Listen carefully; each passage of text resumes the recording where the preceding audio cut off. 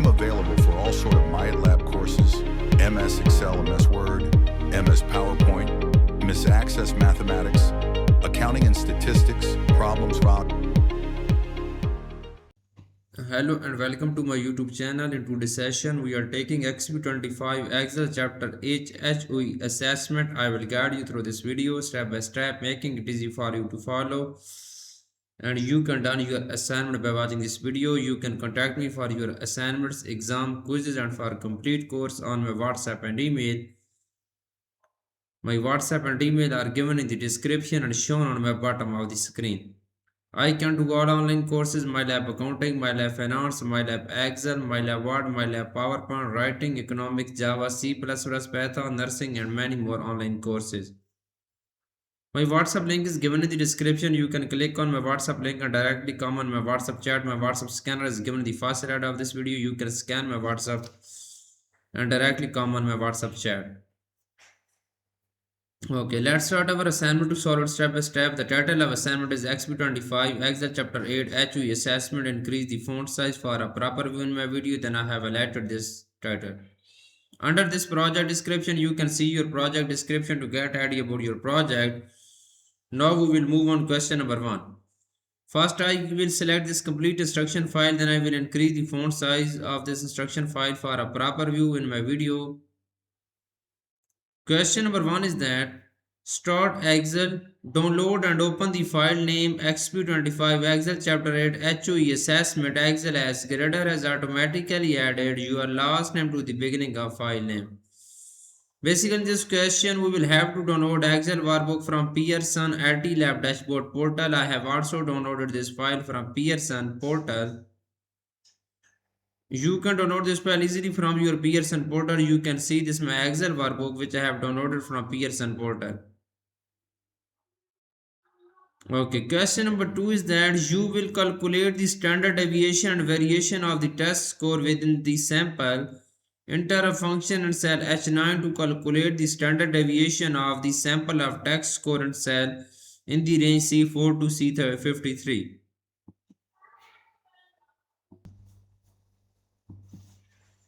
Enter a function in cell H9 to calculate the standard deviation of sample text score in range C4 to C53. Then enter a function in I9 that calculates the variance of the sample data in the range C4 to C53. Basically, in this question, first we will have to find the standard deviation, then we will find the variance. Okay, we will go to our Excel workbook and then we will click on cell H9.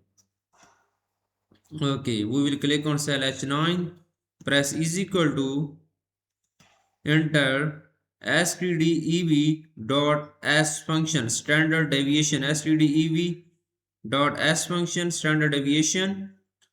Okay, the value in the range is C4 to, okay, test score C4 to C53. Then we will press enter. It will be find standard deviation in cell H9. You can see this is good. Now enter a function in cell I9 that calculate the variance of the sample data in the range C4 to C53. Okay, we will simply click on cell I9, press is equal to, enter variance function, enter variance function in cell I9. Okay, var.s function and then C4 to C53 test score.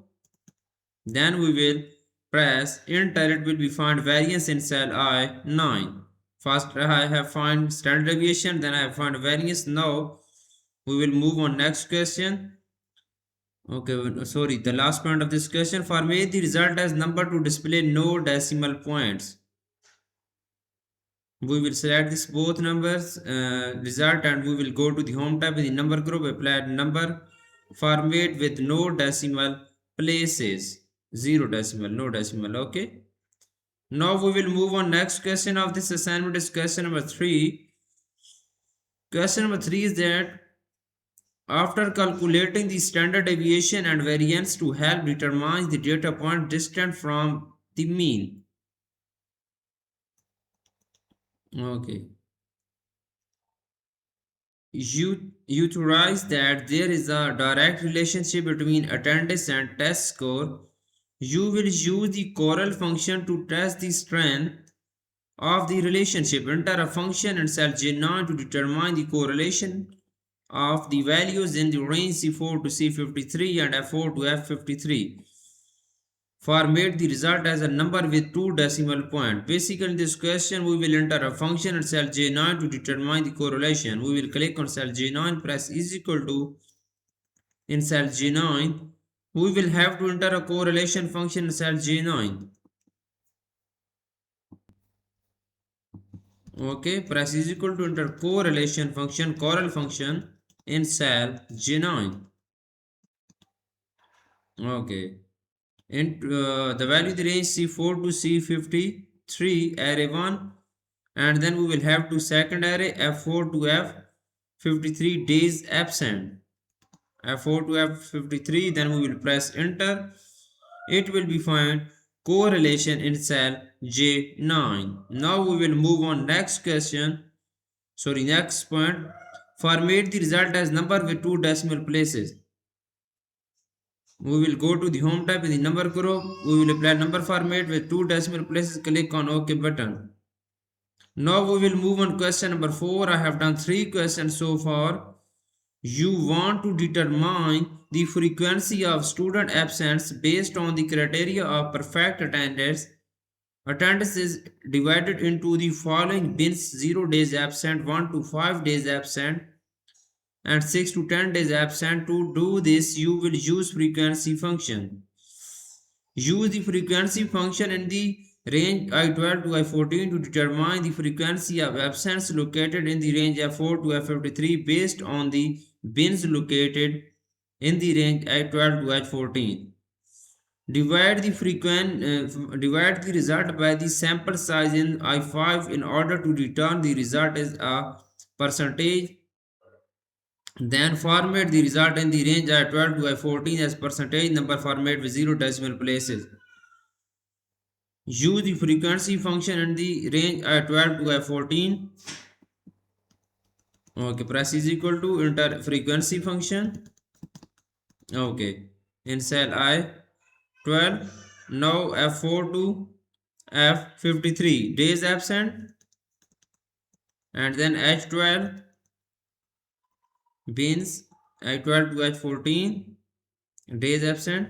We will divided by 15. Then we will press enter. It will be show value and frequency in here. Now we will move on next. The format is the result in the range I12 to I14 as percentage number format with 0 decimal places.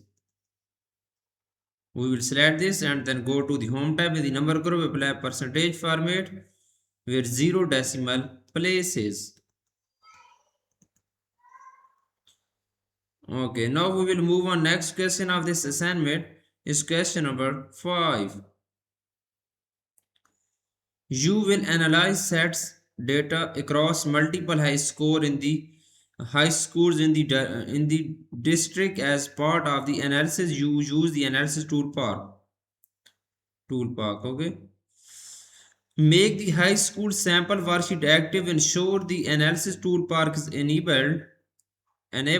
Use the analysis toolbar is create a ANOVA single factor report starting the output range in cell F7. Use the input range B3 to B53 as ensure label in the first row checkbox is selected. Auto fit the width of column F to L.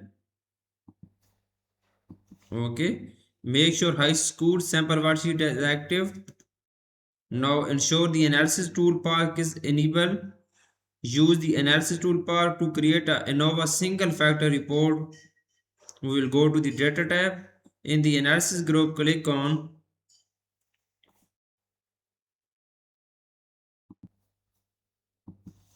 data analysis. Click on single ANOVA single factor. Click on OK button. Starting the output range in cell F7. Starting the output range in cell F7, use the output range B3 to use the input range B3 to D53 and ensure label in the first row. Input range is B3 to D53.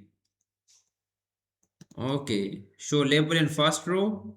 Output range is F7. Output range is given in the instruction F7. Click on cell F7 for output range. Where is F7 is here. Now ensure label is the first checkbox. Select autofill the width for column F12. Okay, we will click on OK button. You can see this is code now. Now autofill the width of column F12. We will select this column. Go to the home tab. In the cells group, click on format button. Click on autofit column width. Now we will move on next question of this assignment. You hypothesize that there is a negative relationship between attendance and test score. Your next assessment is an analysis of trend between SAT score and attendance. Make the combined score sample worksheet active. Create a covariance report using the input range C3 to D153 and the output range H3. Be sure to include the label in the first row. Set the column width of column I to J to 13. Make the combined score sample worksheet is active. Now create a covariance report using the input range C3 to D153, output range H3. Okay, we will go to the data tab. In the analysis group, click on data analysis button. Now we will select covariance. Click on OK button. Input range is C3 to D153. Input range is C3 to D153. Okay.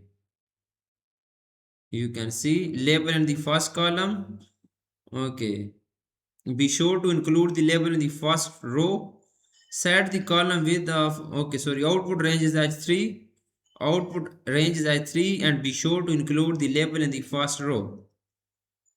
Output range is H3. We will click on cell H3. We will scroll up and then simply click on cell H3 and click on OK button. Now set the column width of ij to 13. We will select this column width, select column I to j, right click on and click on column width. We will set the data 13, click on OK button. Okay, this is good.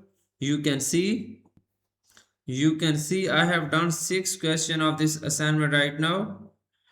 Total question of this assignment is 10 to 11. I have done 6